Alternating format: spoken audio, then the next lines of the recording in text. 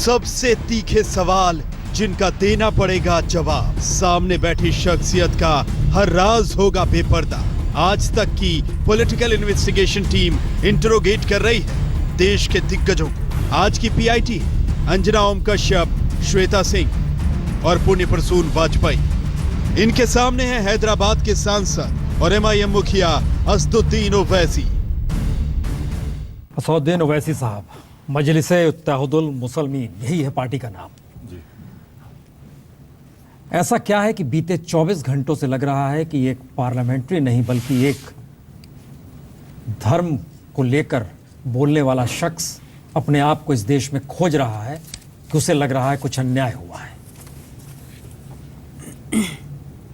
ये जो याकूब की हैंगिंग का मसला है, इस बारे में हमारी राय यह है कि मैंने ये कहा है कि पंजाब में बेन सिंह के कातिल को और तमिलनाडु में राजीव गांधी के कातिलों को सियासी सपोर्ट हासिल है, इसीलिए उनको फांसी पर नहीं चढ़ाया गया और डेलिबरेटली उनके कोर्ट के फैसले के बाद उसमें डिले हुई है, डिले हुआ है, पॉलिटिकल बैकिंग है उन लोगों को।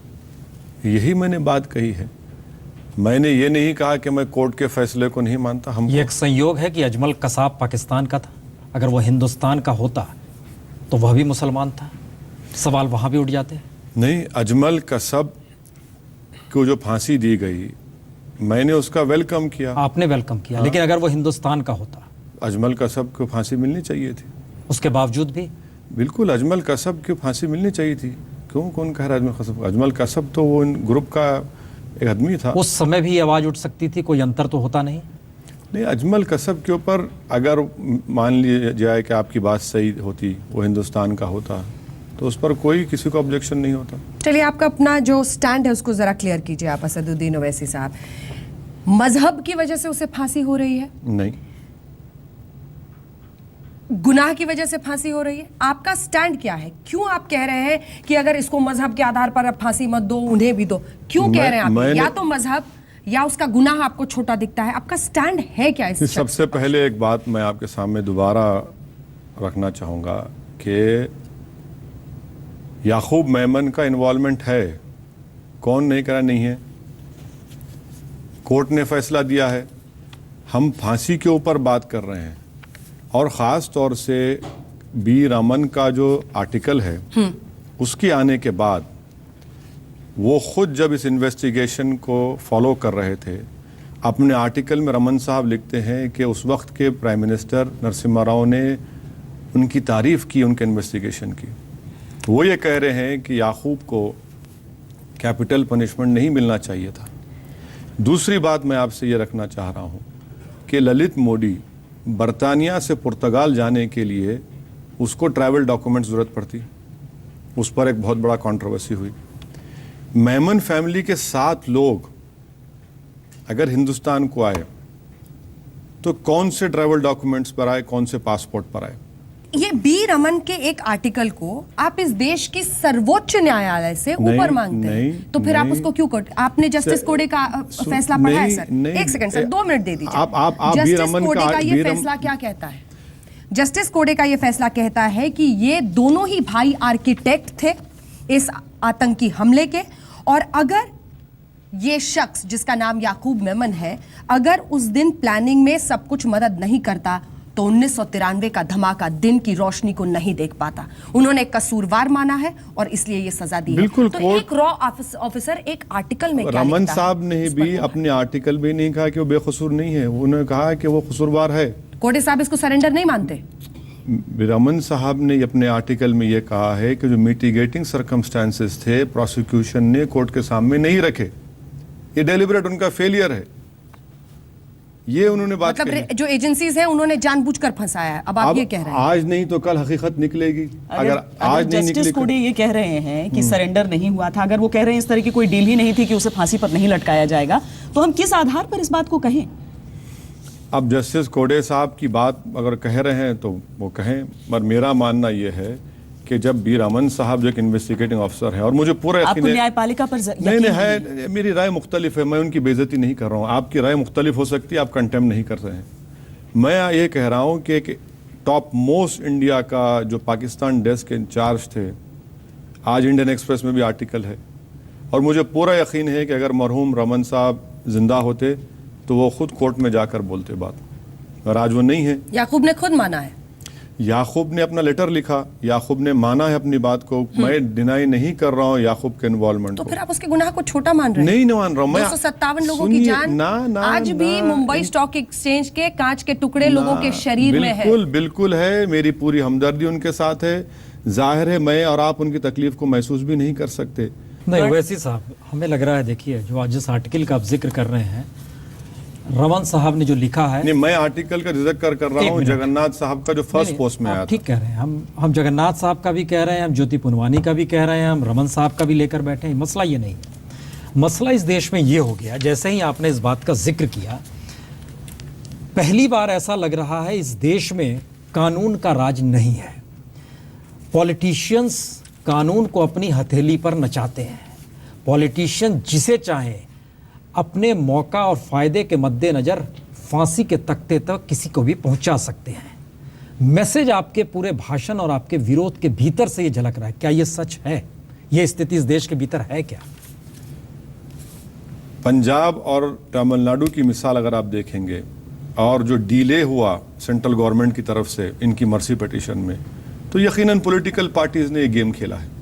मेरी शिकायत पॉलिटिकल पार्टीज से है। मैं आपकी बात से मुत्तफिक हूं। पॉलिटिकल रूलिंग पार्टीज, इसका मतलब है कि क्या इस देश में पॉलिटिकल सिस्टम इतना पावरफुल हो गया है कि सुप्रीम कोर्ट और high court rarest of rare case मानते हुए किसी को अगर फांसी देता है तो उसके पीछे कानून नहीं बल्कि पॉलिटिकल पार्टी के अपने ताने बाने होते हैं? नहीं, कोर्ट पर हम उंगली नहीं उठा सकते।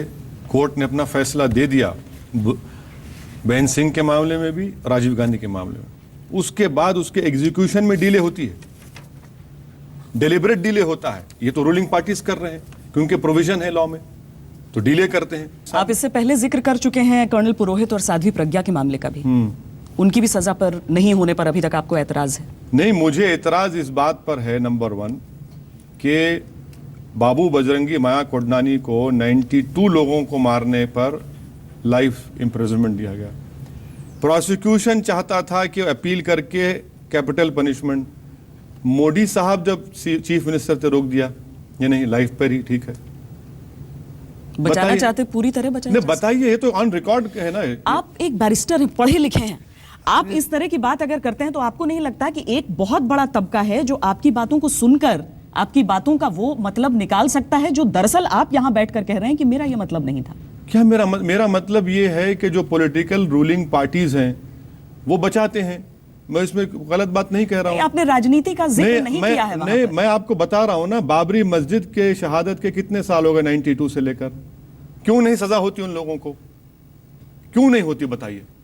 मेरा भी तो क्लोजर होना चाहिए, क्यों नहीं होती? ये क्योंकि पॉलिटिकल पार्टीज नहीं चाहती। आप बराबरी पर जुड़ रहे हैं। कोर्ट को ब्लेम मत करिए। पॉलिटिकल पार्टीज नहीं चाहती कि ट्रायल तेज चले। पॉलिटिकल पार्टीज कोर्ट का जजमेंट आने के बावजूद भी डिले करते हैं। मैं आपसे अगला सवाल वही, चूंकि आपने अयोध्या से इसको जोड़ा है बार बार 3 अलग अलग तरह के गुनाह। एक, मास किलिंग, 257 लोगों की, बेगुनाह लोगों की, और जिसमें याद रखिए, और 92 दिसंबर 93 जनवरी में भी 1000 लोग की मास किलिंग हुई, वो भी याद रखिए। आपके साथ एक पॉजिटिव चीज इस मौजूदा वक्त में इस देश के भीतर ये है, जो मौलाना साहब के साथ भी हुआ करती थी आज़ादी के बाद, मौलाना अब्दुल कलाम आज़ाद के साथ, उस समय जो भी थी, जब नेहरू ने उन्हें रामपुर भेज दिया था चुनाव लड़ने के लिए, और उन्होंने विरोध किया था। मैं मुस्लिमों का नुमाइंदा नहीं हूं, मैं इस देश का हिस्सेदार हूं। क्या आप इन परिस्थितियों का लाभ अपने साथ जोड़ रहे हो इस पॉलिटिकल सिस्टम में, जिस पॉलिटिकल सिस्टम को लेकर लोगों के भीतर आक्रोश भी रहा है, गुस्सा भी रहा है, और आप उसको एक नए तरीके से, हम बार बार कह रहे हैं, सुप्रीम कोर्ट का एक ऑर्डर है, आपको ये जानकारी होनी चाहिए कि इस देश में जितनों को भी फांसी दी गई और उसके बाद जब क्षमादान दे दिया गया, यानी राहत दे दी गई, उस प्रोसेस में जिसने भी आवाज उठाई वो राष्ट्रपति और फिर राज्यपाल तक पहुंचा मसला। आपने सीधे चैलेंज कर दिया जुडिशरी को, रूल ऑफ लॉ को। ये मैसेज निकल रहा है, गलत बात। और इसका राजनीतिक लाभ, सुनिए एक मिनट सुनिए। नहीं, हम इसलिए गलत मैं माफी चाहता हूं आपसे, आपको रोकना पड़ रहा है मुझे। मैं आपसे फिर से कह रहा हूं कि अदलिया पर कोई सवालिया निशान मैंने नहीं उठाया है। मैं अदलिया पर कोई आप ठीक कह रहे हैं, आपने नहीं उठाया है, लेकिन इस देश में सत्ता साहब किसकी मुझे ये है? बताइए, सुप्रीम कोर्ट ने फैसला दिया था बुल्लर के बारे में। नहीं, आप एक बुल्लर के बारे में फैसला दिया बिल्कुल ठीक था, है। उसके बाद मर्सी पिटीशन हुई, ठीक है, रिजेक्ट हुई, फिर वो गया, वो कोर्ट से मिल गया, उसको कोर्ट से मिल गया। फिर मैं ही तो कह रहा हूँ कि फेनलिटी कहाँ है अभी? नहीं, हम ये नहीं कह रहे हैं, हम ये नहीं कह रहे हैं। और मैं अदालत के ऊपर हम अदालत का जिक्र नहीं कर रहे हैं, हम बता रहे हैं, कह रहे हैं, मैंने नहीं किया। हम दूसरी बात कर रहे हैं, हम बोल रहे हैं इस देश में जिसके हाथ में सत्ता है आप उसे चैलेंज कर रहे हैं, इनकार है इससे। पॉलिटिकल बैकिंग कर रहे हैं जिनके पास मौजूदा वक्त में सत्ता है, आप उसे पॉलिटिकली चैलेंज कर रहे हैं। जिनके पास पॉलिटिकल पावर है वो बचा रहे हैं अपने लोगों को। जिनको फांसी हो गई थी उनको बचाया, जो जेल में है उनको बचा रहे हैं, जिन पर मुकदमा चल रहा है उनको बचा रहे हैं। ये सब हो रहा है। राजीव गांधी के असैसिन्स का आपने जिक्र किया है खास तौर पर और कहा है उनको भी फांसी नहीं हुई है।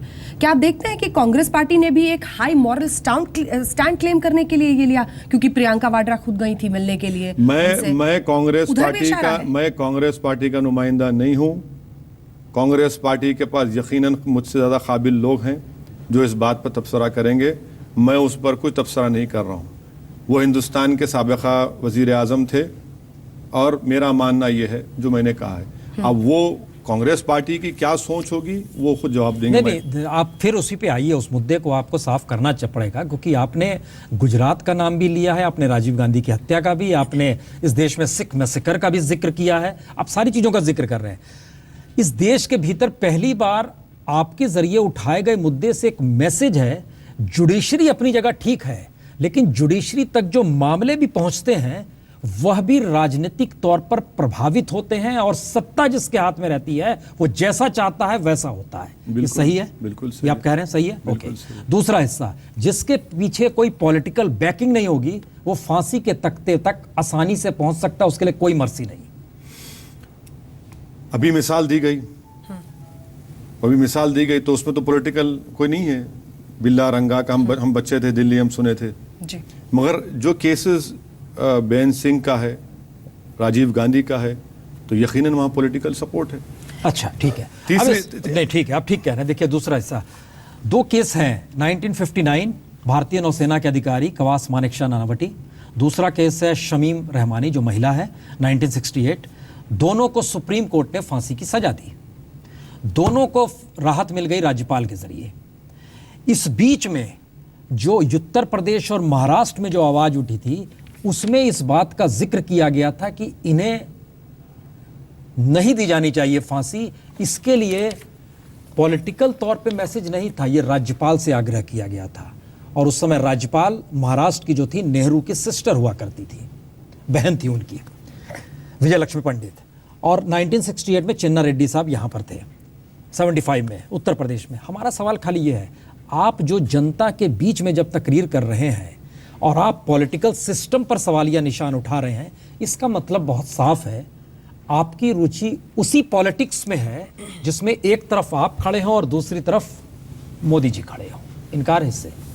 मैं पॉलिटिकल फायदा नहीं उठाना चाह रहा हूं। नहीं, आप उठाएंगे नहीं, लेकिन मिलेगा। हिंदुस्तान की पॉलिटिक्स अगर करप्ट होगी तो उसमें एक तरफ गुजरात तक नहीं होगी, वो हैदराबाद भी पहुंचेगी। नहीं सर, मैं आपको नेक नियति से कह रहा हूं कि मेरा मकसद ये नहीं है। मेरा मकसद हरगिज ये नहीं है कि मैं सियासी फायदा उठाऊं। आपको कई दफा ऐसा लगता है कि मकसद कुछ और भी हो लेकिन हो कुछ और जाता है? आप पिछली दफा भी 3rd डिग्री में आए थे, आपने कहा था कि मेरा कोई माइनॉरिटी पॉलिटिक्स का मोटिव नहीं रहता है। देखिए, मैं एक पॉलिटिशियन जरूर हूं, मगर हर चीज को अगर आप ये कहेंगे कि नहीं इनमें मोटिव है, देखिए हम इंसान हैं, हम भी तकलीफ सोच बर्दाश्त करते हैं, देखते हैं दुनिया को। जिस दिन अपने पिता के हत्यारों से मिलकर आई थी उनसे एक सवाल पूछा गया था और वो डॉक्यूमेंटेड है, अखबारों में छपा था। इंसान के नाते मिलने गई थी, एक बेटी के रूप में गई थी मिलने के लिए, समझने और देखने के लिए। आपने कहा उनके हत्यारों को फांसी नहीं हुई।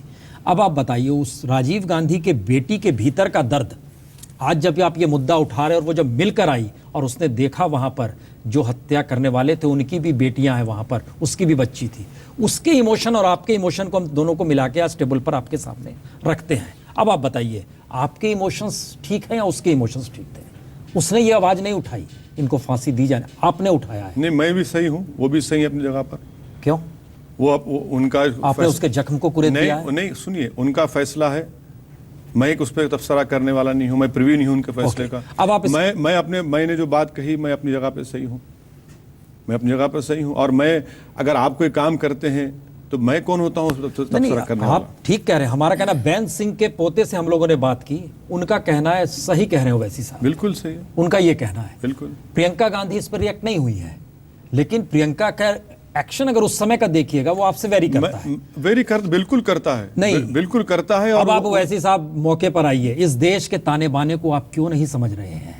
इस देश में वाकई हर 6 घर के बाद एक मुसलमान का घर है, आप इसको क्यों नहीं समझना चाहते हैं? हर 6 घर के बाद एक मुसलमान का घर है इस देश के भीतर। तो इंसाफ का मुतालबा इंसाफ का मुकाबला नहीं कर रहे। आप क्या डर के रहे? बिल्कुल डर के नहीं रहे, दब के रहे? बिल्कुल नहीं दब के रहे, बिल्कुल दब के नहीं। का मुतालबा ना करें, बिल्कुल कीजिए। क्या करें फिर? तरीका क्या होगा? क्या तरीका क्या होगा? क्या तरीका होना चाहिए? तरीका क्या होगा? क्या तरीका होना चाहिए बताइए। आपको आखिर में रूल ऑफ लॉ पे जाना होगा या नहीं जाना होगा? बिल्कुल। आपको कॉन्स्टिट्यूशन पे जाना होगा कि नहीं? मैं आपसे तो यही तो कह रहा हूं ना कि रूल ऑफ लॉ तो फॉलो नहीं किया गया पंजाब, तमिलनाडु में। मैं आपसे यही कह रहा हूं कि रूल ऑफ लॉ फॉलो नहीं किया गया बाबरी मस्जिद की शहादत के बाद। मैं आपसे कह रहा हूं कि 92 और 93 में जो फसाद हुआ, मुंबई में 1000 लोग मारे गए, रूल ऑफ लॉ फॉलो नहीं किया गया। रूल ऑफ लॉ अगर होता तो असीमानंद को बेल नहीं होती। रूल ऑफ लॉ होता तो मालेगांव में अब तक सजा हो जाती। आपको लगता है कि आप अगर सुप्रीम कोर्ट का दरवाजा इन तमाम मुद्दों को लेकर खटखटाएं तो सुप्रीम कोर्ट आपकी अर्जी खारिज कर देगा? जाएगा मसला सुप्रीम कोर्ट को, इंशाल्लाह जाएगा मसला, जरूर जाएगा। नहीं, आप कह रहे हैं कि तो आप क्यों नहीं गए अभी? जाएगा। आप गए क्यों नहीं अभी? आप जो तरीका आप गए क्यों नहीं? सुनिए, जब यहाँ पर मसला एक जगह चल रहा है, ये जाएगा, खत्म नहीं होगा। मैं आपसे वादा कर मतलब रहा हूं। आप वो पॉलिटिकल पार्टी बनेंगे जो इनकी बैकिंग करेंगे? किनकी? आतंकी याकूब मेमन की। किस? नहीं, मैं ये बात कर रहे हैं, मालेगांव की बात कर रहे हैं ना आप। हम सभी इश्यूज की बात कर रहे हैं। उसमें मालेगांव भी है, उसमें बाबरी मस्जिद भी है। मैं बाबरी मस्जिद तो खैर अब वो चल रहा है। नहीं, हम ये कह रहे हैं, बेन सिंह का भी जो राजवाना जो किलर है, उसने खुद मर्सी पिटीशन नहीं दाखिल किया, उसके बिहाफ पे एसजीपीसी वगैरह ने मर्सी पिटीशन प्रेसिडेंट के सामने। तो फिर आप भी कुछ ऐसा करने वाले हैं क्या? नहीं, मैं नहीं करूंगा।